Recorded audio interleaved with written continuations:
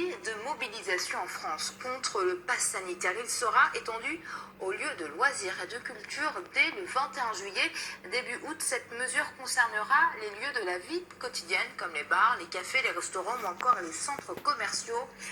Une mesure loin de faire l'unanimité. Manifestations donc dans toute la France, entre 20 000 et 40 000 personnes sont attendues. À Paris, mobilisation organisée par des Gilets jaunes, puis mobilisation sur appel de plusieurs personnalités politiques. Notre reporter Lucas Léger est dans le cortège, place du Palais Royal. On le rejoint tout de suite. Bonjour Lucas, alors est-ce qu'il y a du monde aujourd'hui ?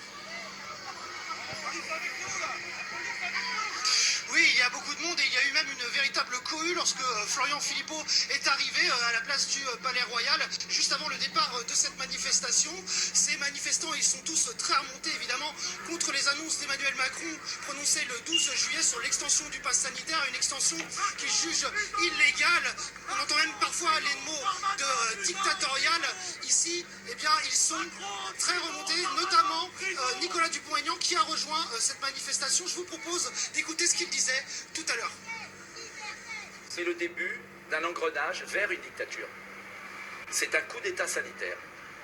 C'est l'instrumentalisation de la peur de la maladie pour asseoir un pouvoir de plus en plus illégitime. Voilà. Et je pèse mes mots.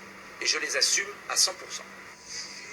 Ces manifestants, ils craignent une extension de ce pass à d'autres aspects de la vie que la vaccination. Ils craignent l'instauration d'une sorte de crédit social à la chinoise. Il y avait aussi dans ce cortège, notamment l'ancienne députée macroniste Martine Vonner.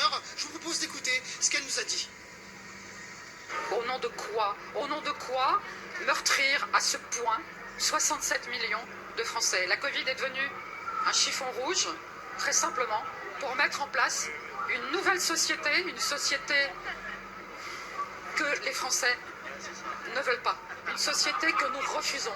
Et nous sommes tous là ensemble pour crier notre soif de liberté. Or, ce camp politique, eh bien, d'autres forces eh bien, se sont opposées à ce pass sanitaire. Il y a eu notamment l'ancien tête de liste LR aux élections européennes, François-Xavier Bellamy, qui a publié une tribune contre l'instauration de ce pass sanitaire. Ce pass sanitaire est aussi critiqué par Jean-Luc Mélenchon à gauche, et le député LFI, François Ruffin, a appelé à rejoindre des manifestations. Il y a eu plusieurs appels à manifester partout en France et aussi à Paris. Merci à Lucas pour toutes ces précisions. On se retrouve lors de notre prochaine édition.